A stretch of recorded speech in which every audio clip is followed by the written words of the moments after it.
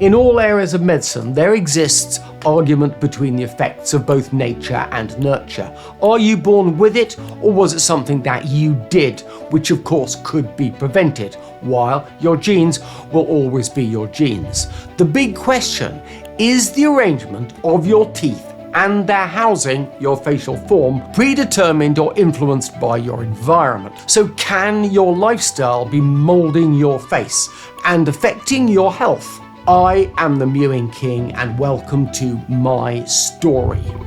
20 billion views. This is a planet-wide phenomena which has defied expectations. The largest new phenomena in healthcare, the biggest ever phenomena in orthodontics, one that has made me the most recognizable person in dentistry ever, and cost me my business, my house, and my license to practice. Was the mewing craze based on something, and is that dead? Having been born into the alternative camp, I quickly realised that this, the cause, was the foundational issue within orthodontics. Both the professional and general public at large were wedded to the idea that facial form was primarily genetic. The argument was simple. You look like your parents, your family, therefore it must be genetic. The orthodontic profession were treating patients as if it were genetic, which left little room to consider the alternatives, and tended to be averse to any ideological discussion which may undermine what was a very lucrative industry. The general public, the population at large, wanted to believe that their face, the image that looks back at them from any mirror in the world, the very element on their ID card used to actually identify them, could be so radically influenced by how they lived. This would be uncomfortable in many ways, and your face is your identity. Worse, if your face had not grown correctly, then not only may you have issues, but it was your fault as well. Worse still, if your child had issues, could that be your fault? Not only do we look like our family, but also the alternative was a little uncomfortable. So, despite the overwhelming weight of quality evidence in respected peer-reviewed journals, both the clinical group and the patient groups refused to consider the nurture argument. This was despite a 7-year campaign I started in 2009 with the guest editorial The Black Swan in the British Dental Journal, and then exhausting all avenues to gain a debate on just this subject, and wishing for such a debate to be part of my defence before I was thrown out of the British Orthodontic Society in 2018. Another feather in my cap. It seemed that no one was interested in the truth, in following the basic scientific principles, and doing what is best for our patients.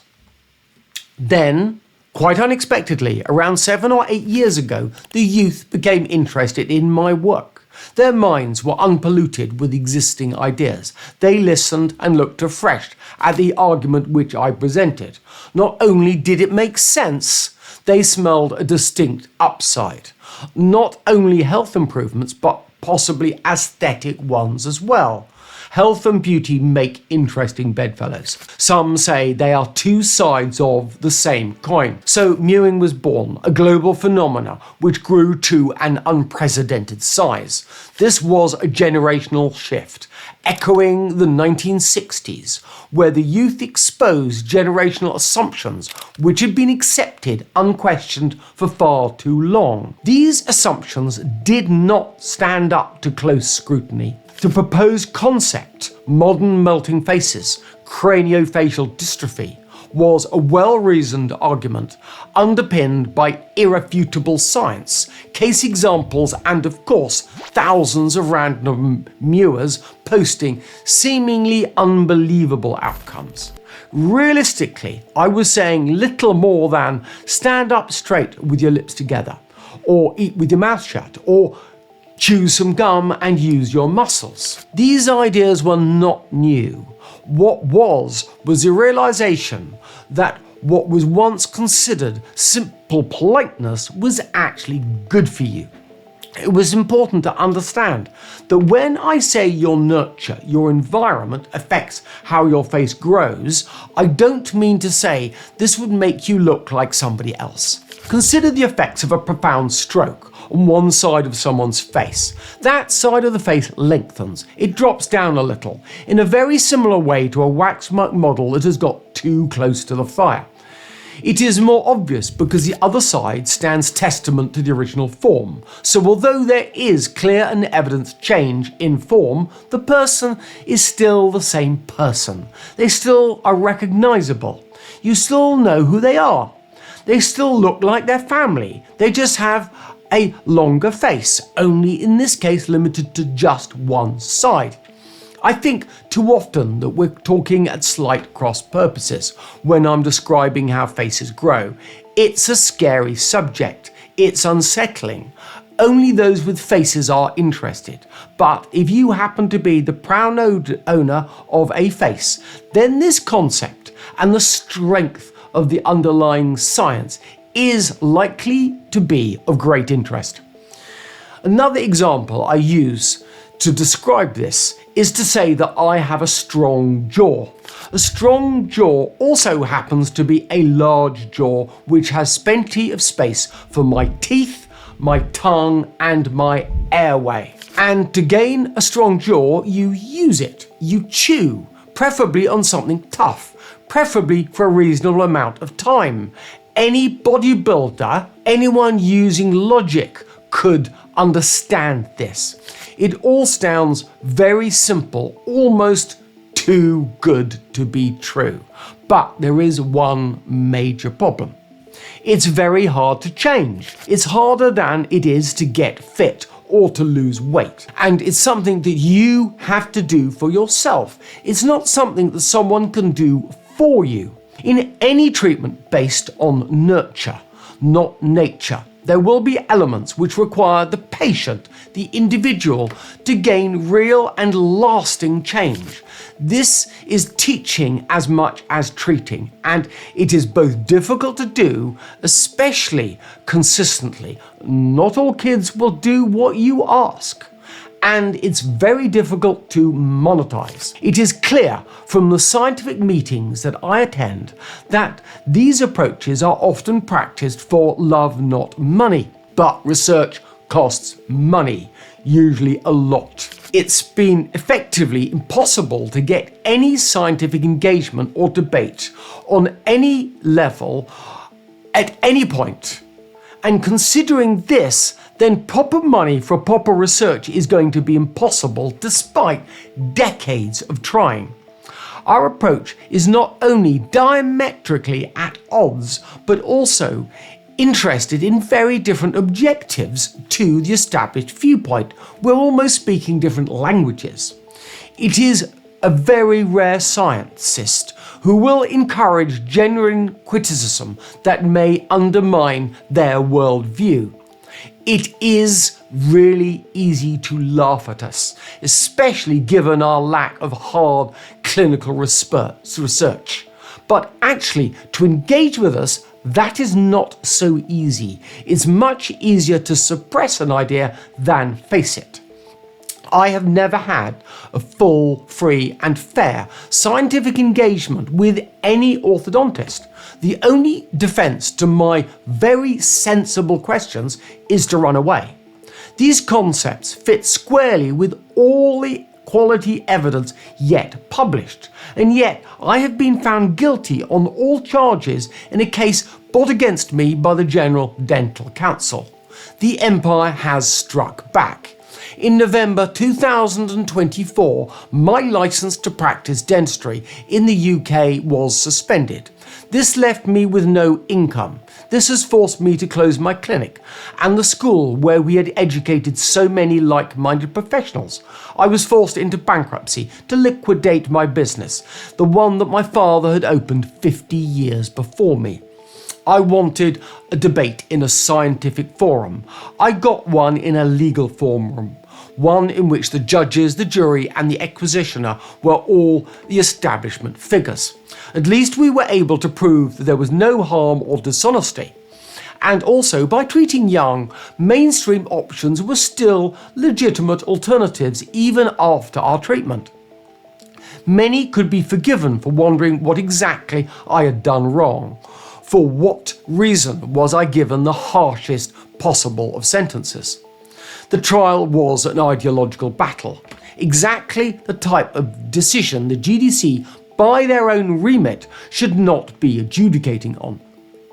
With some irony, the principal domino in this case was, of course, the nature-nurture argument.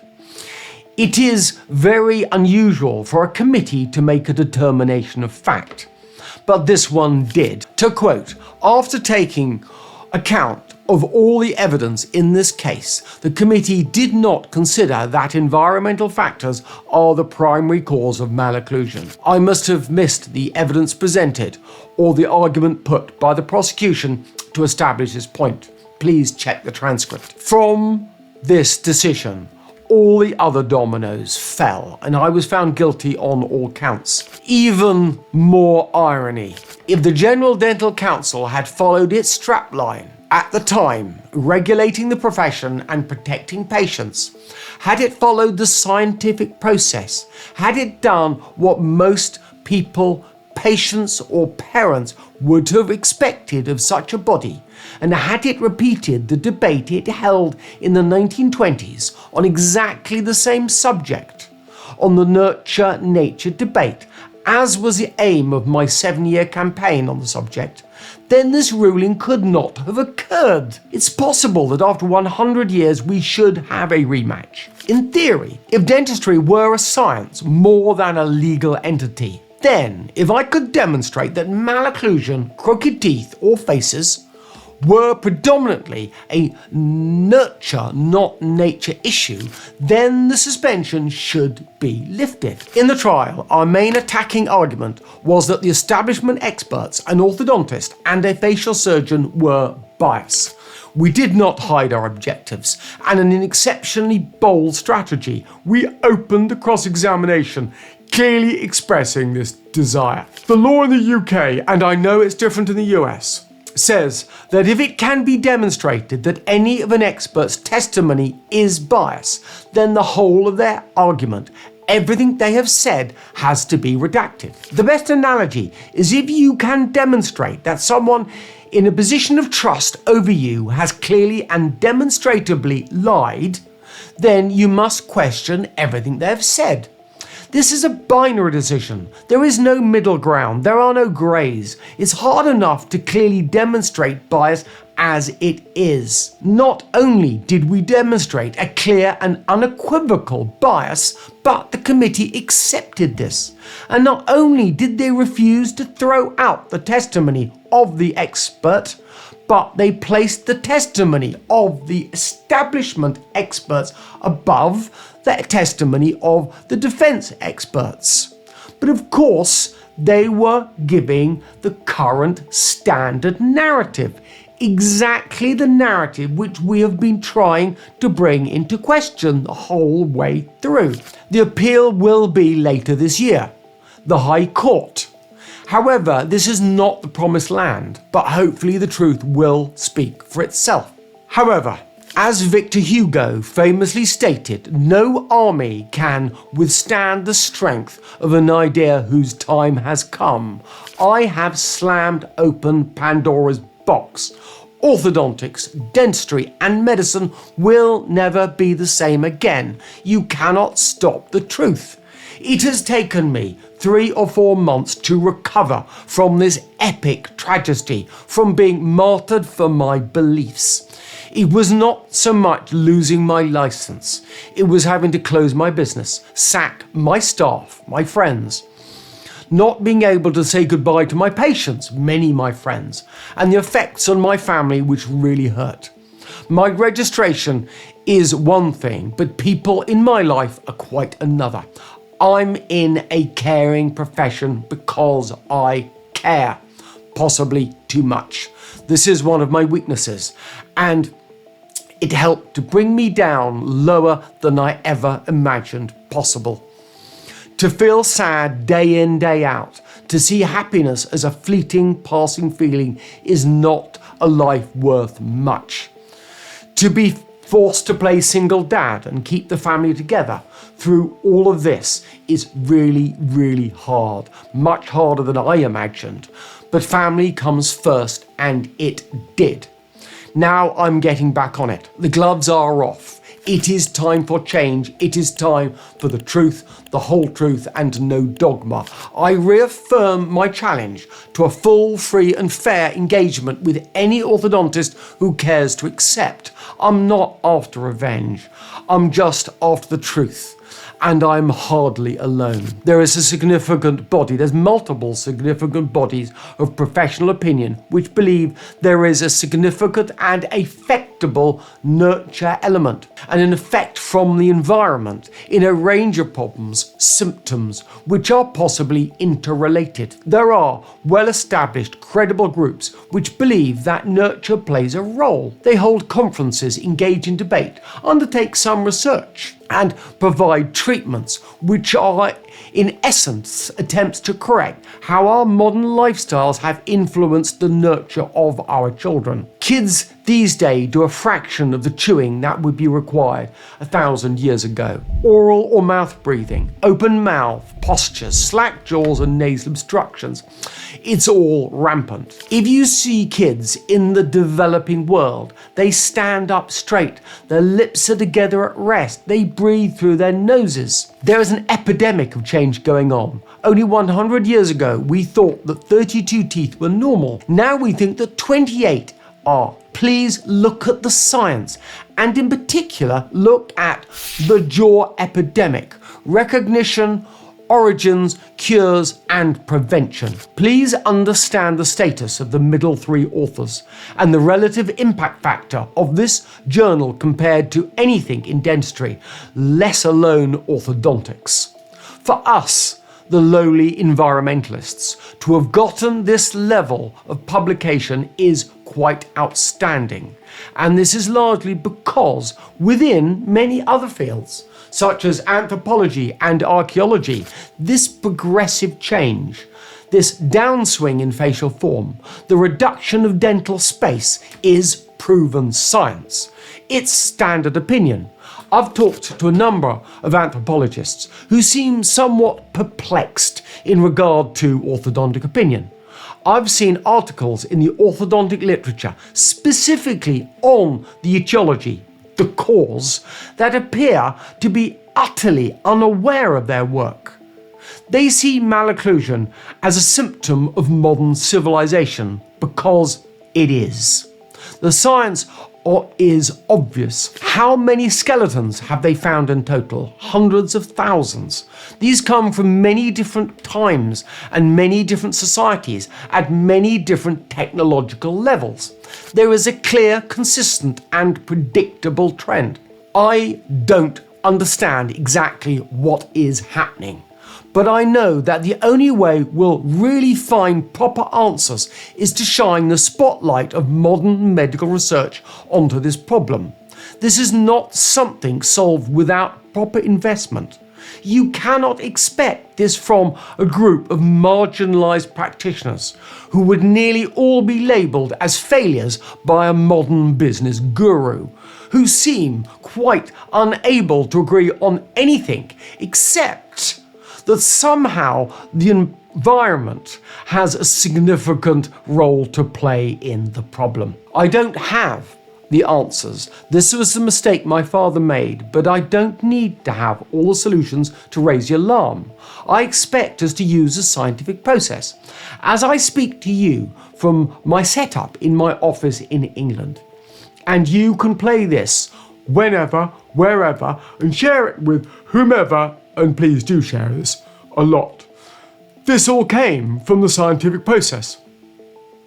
We start with the etiology, the cause, and we move up.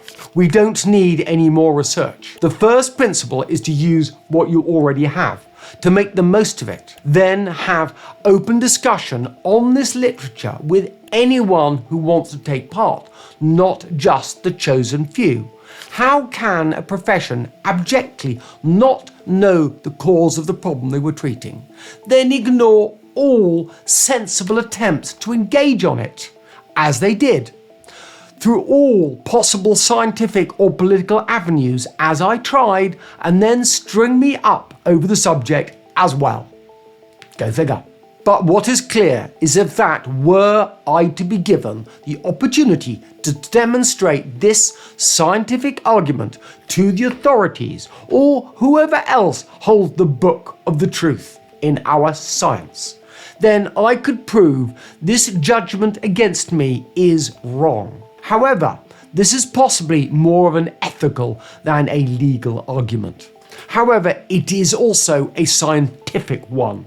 The question is, in dentistry, in my profession, is the truth or the law more important? The facts or the book? Because when in a science, the book is more important than the truth, it is acting more like a religion than a science. I smell that now. So do a lot of people. It's time for debate. I don't know where this is all going to go. And I'm really sorry if I sound at all antagonistic. I genuinely want what is best for people. But I have this particular passion for prevention.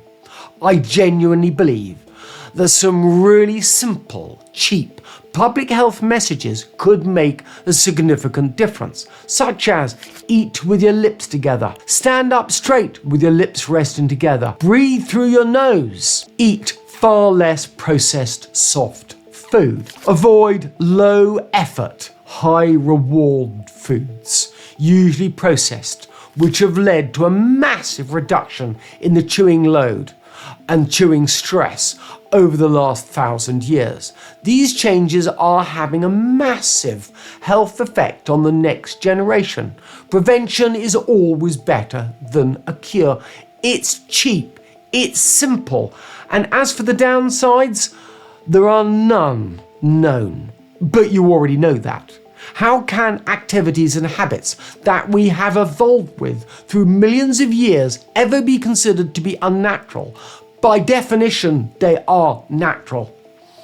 Within all of this drama, it is easy to forget how many young children are damaged every year for simple lack of knowledge in a knowledge-based society.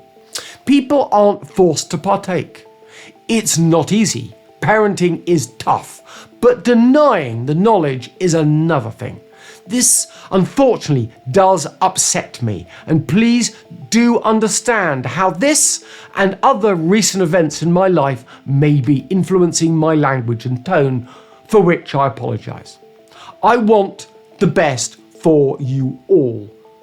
You want what's best for you all, and I can't do all of this by myself. I'm going to need a helping hand, and we are recruiting. I would be interested in managers and people in human resources, people who can give a minimum of 1 day per week to the cause. We will then broaden our recruitment. We want to create a movement for the people, by the people. Then please subscribe and hit the notification button, because we are going to be producing a lot more content. Please support our sponsor, the Mewing app, or donate directly to the cause. See the links below. This is how the Mewing King will retake his crown. Content is king. The truth will out. Thank you very much.